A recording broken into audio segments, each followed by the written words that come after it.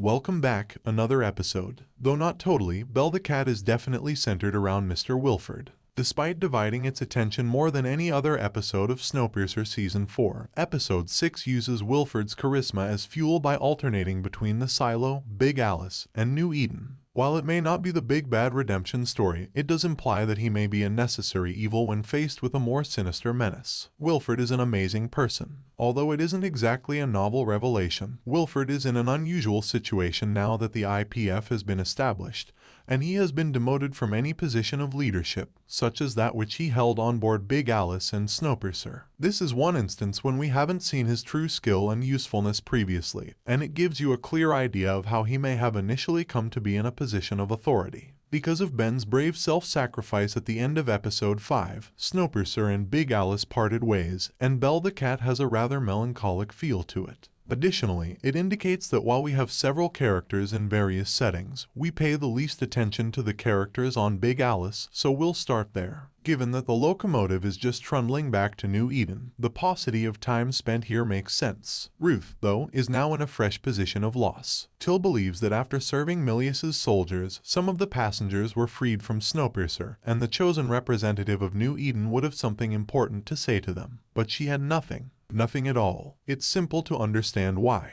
Ben is no longer alive. It's Alex in the silo. Without any essential employees who could maintain the community's technical operations, she is returning to New Eden. It's turning out to be anything but the triumphant return she had anticipated following a mission well completed. And speaking of New Eden, things aren't looking so good there either. After going missing at the end of Episode 4, Roch is still unaccounted for, and Oz is adamant about finding him. He discovers Wiggins instead. Wiggins says he was kept captive, but it's clear he's hiding something. Oz offers to be an inside man when the remaining leaders of New Eden decide to question him about what really happened to Roch and the plans the IPF has for the town. Wiggins was a night car regular, not a tailie, with specific hobbies. Oz is able to identify. A foot massage becomes extremely ticklish, and Wiggins divulges what little he knows in what should be a completely absurd sequence that is still performed with total seriousness. He is aware of the avalanche's cause, though. The IPF was the ones excavating graves beside the mountain.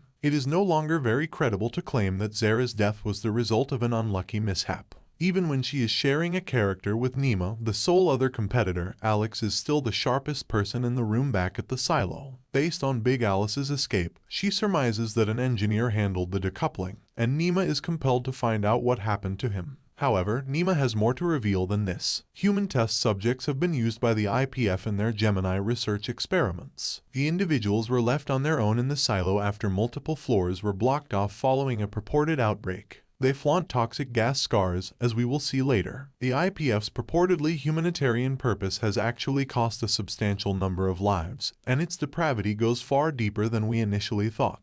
Leighton awakens on these sealed floors. Wilford is also dispatched on what Milius refers to as a sample run, in actuality, an attempted assassination. Milius is hoping that while Wilford is down there, Leighton or one of the remaining former subjects kills him and gets rid of the man. But they are not having any luck. We witness Wilford's covert use of his abilities in Snowpiercer Season 4, Episode 6, when he quietly wins over several of Milius's soldiers, notably Wolf, and uses his engineering skills to benefit the IPF. He won't be that simple to murder. Additionally, he has power over Leighton because, at the very least, he claims to know where Liana is. Milius's attempt to sentence his two most formidable adversaries to the same punishment is a grave tactical miscalculation. The last thing he thought would happen was that they would begin to collaborate. For more videos, subscribe.